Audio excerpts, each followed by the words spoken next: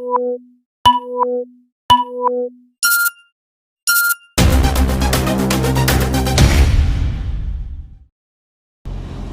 Swastiastu. Assalamualaikum warahmatullahi wabarakatuh. Salam sejahtera bagi kita semua. Shalom, Namo Buddhaya, dan salam harmoni. Perkenalkan, nama saya Nimade Sedakusnari Jayanti dengan NIM 2211034001 dari Prodi PGSD kelas A. Nah, pada video pembelajaran kali ini kita akan belajar mengenai ciri-ciri umum makhluk hidup. Penasaran? Yuk simak videonya.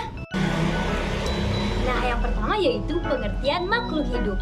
Makhluk hidup adalah suatu organisme yang dapat mempertahankan dirinya dari berbagai perubahan lingkungan dan dapat berkembang biak untuk melestarikan jenisnya. Adapun jenis-jenis makhluk hidup yaitu manusia, hewan, dan tumbuhan.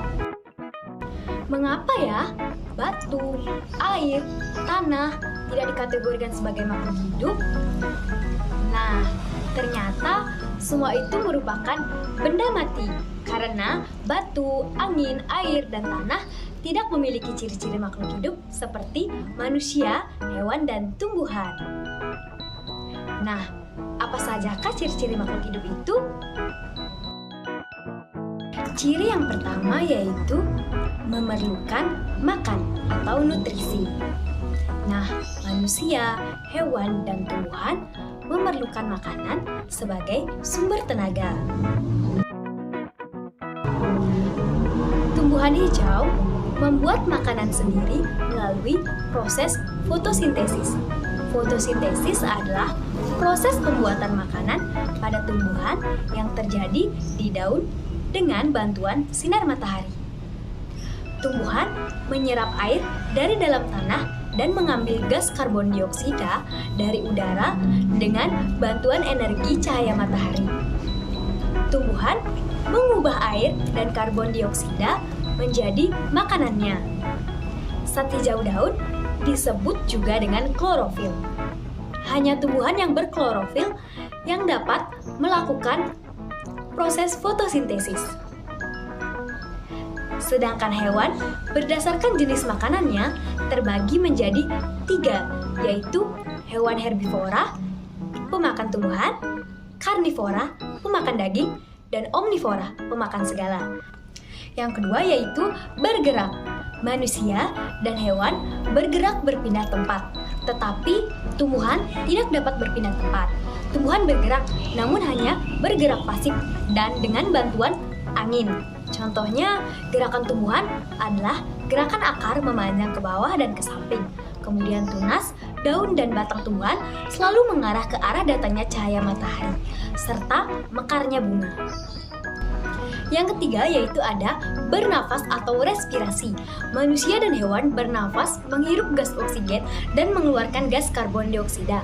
Tumbuhan bernafas memerlukan gas karbon dioksida dan mengeluarkan gas oksigen, sehingga manusia dan tumbuhan saling ketergantungan.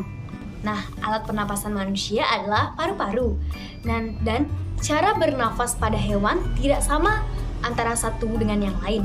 Ikan bernafas menggunakan insang. Kemudian, tumbuhan bernafas menggunakan seluruh permukaan tubuhnya. Udara dapat masuk melalui mulut daun atau stomata.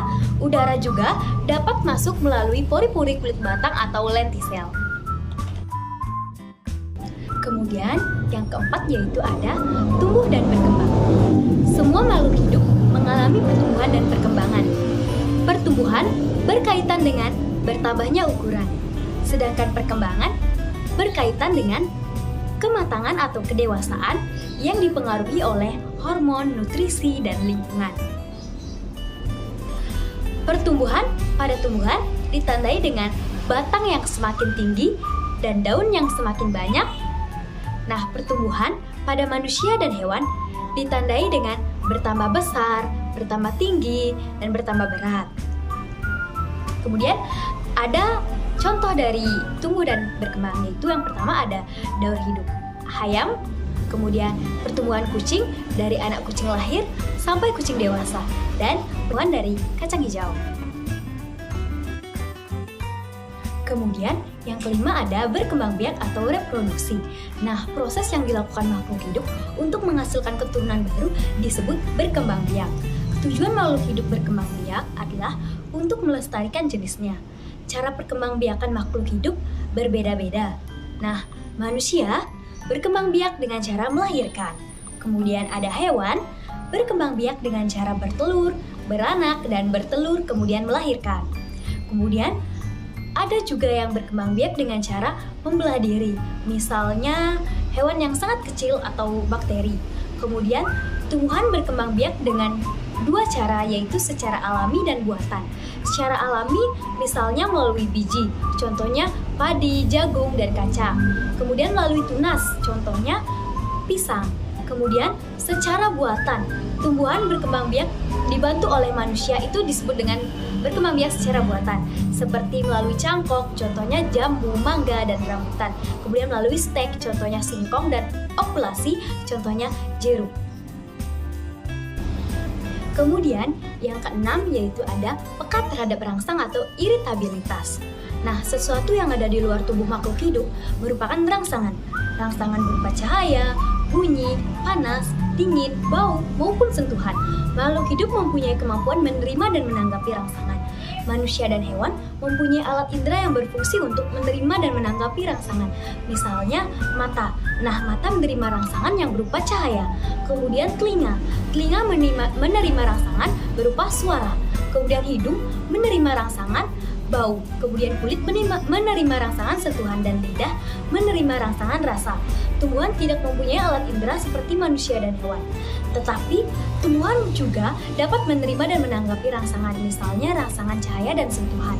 Contohnya, jika daun putri malu kita sentuh, maka daunnya akan mengatup atau menutup.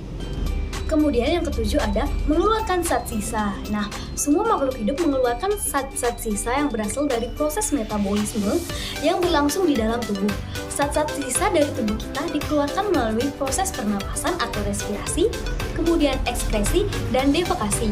Proses pernapasan mengeluarkan gas karbon dioksida dan uap air.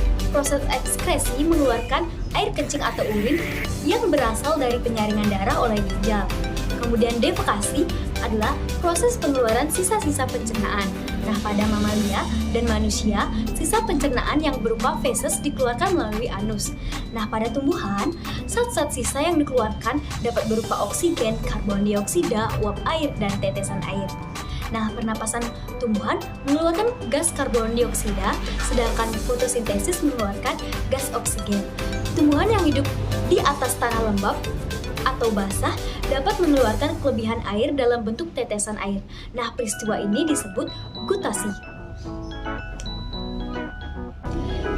Yang kedelapan yaitu memerlukan suhu lingkungan tertentu.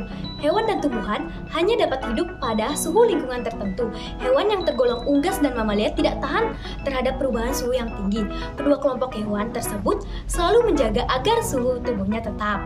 Nah, hewan yang demikian disebut hewan berdarah panas. Kemudian ikan, amfibi, dan reptil suhu tubuhnya dapat berubah-ubah menyesuaikan dengan suhu lingkungan. Hewan yang demikian disebut hewan berdarah dingin. Ikan merupakan jenis hewan yang dapat hidup dengan perubahan suhu yang tinggi, yaitu antara 5 sampai dengan 30 derajat Celcius. Tumbuhan juga memerlukan suhu lingkungan tertentu. Pada umumnya, tumbuhan dapat hidup dengan baik pada lingkungan dengan suhu antara 0 sampai dengan 43 derajat Celcius. Akan tetapi ada jenis tumbuhan yang dapat hidup pada suhu kurang dari 0 derajat Celcius, misalnya tumbuhan lumut. Nah, yang terakhir yaitu yang kesembilan ada adaptasi. Adaptasi adalah usaha suatu jenis makhluk hidup untuk menyesuaikan diri dengan lingkungannya. Tujuan adaptasi adalah untuk menjaga kelangsungan hidup. Manusia memiliki kemampuan beradaptasi yang lebih baik dibandingkan hewan dan tumbuhan. Baik teman-teman, sekian video pembelajaran terkait ciri-ciri umum makhluk hidup. Terima kasih sudah menonton, sampai jumpa!